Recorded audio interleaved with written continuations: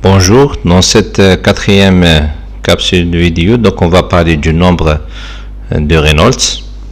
Donc une autre caractéristique des écoulements des fluides réels est l'existence de régimes d'écoulement différents selon le diamètre du conduit, les caractéristiques du fluide et la vitesse de l'écoulement. Condition résumée par le nombre de Reynolds. Donc c'est un nombre sans dimension. Il exprime le rapport des forces d'inertie aux forces visqueuses. Donc le nombre de Reynolds est égal à la vitesse d'écoulement fois la masse volumique fois le diamètre du conduit divisé par la viscosité. Donc le régime d'écoulement dans un conduit peut être soit laminaire ou turbulent. Donc on a deux régimes, soit laminaire ou turbulent. Si donc le nombre de Reynolds est faible, inférieur à 2000, le régime est toujours laminaire. S'il est important, on parle d'un régime turbulent. Et pour les valeurs intermédiaires, le régime est instable. Donc le nombre de Reynolds dépend de trois principaux paramètres qui sont donc la vitesse d'écoulement, le diamètre du conduit du vaisseau et la viscosité du liquide. Et donc on a un nombre seuil qui est le nombre de Reynolds. S'il est inférieur à 2000, on est devant donc un écoulement laminaire régulier sans bruit. Par contre, si cet nombre est très élevé, on est devant un écoulement qui est turbulent avec du bruit. Et comme application clinique, c'est l'auscultation des vaisseaux. On a vu que la vitesse augmentait au niveau d'une sténose vasculaire. Donc, qui dit sténose vasculaire, dit diminution donc, de la section, qui veut dire donc augmentation des vitesses à ce point.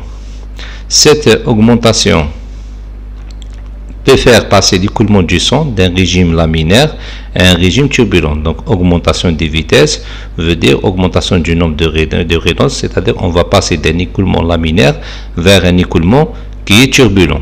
Or, un régime turbulent est généralement plus bruyant qu'un régime laminaire.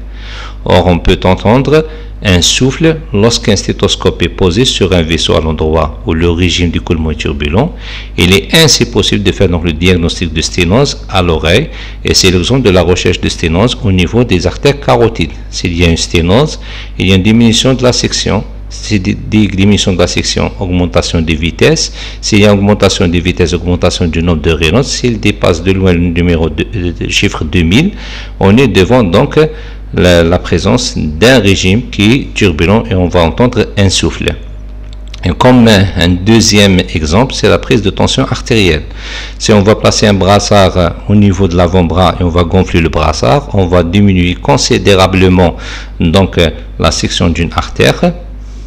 Et dès qu'on va dégonfler, on va augmenter cette section jusqu'à avoir simulation d'une sténose. Et donc devant une sténose, on va entendre un bruit. Et donc ce premier bruit va être considéré comme la tension artérielle maximale. Et on va dégonfler de façon progressive jusqu'à disparition du bruit. Et donc c'est-à-dire le retour à l'écoulement laminaire. Et cette disparition du bruit est considérée comme la tension artérielle donc minimale.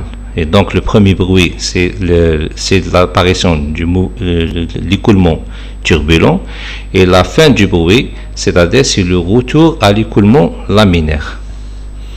Merci pour votre attention.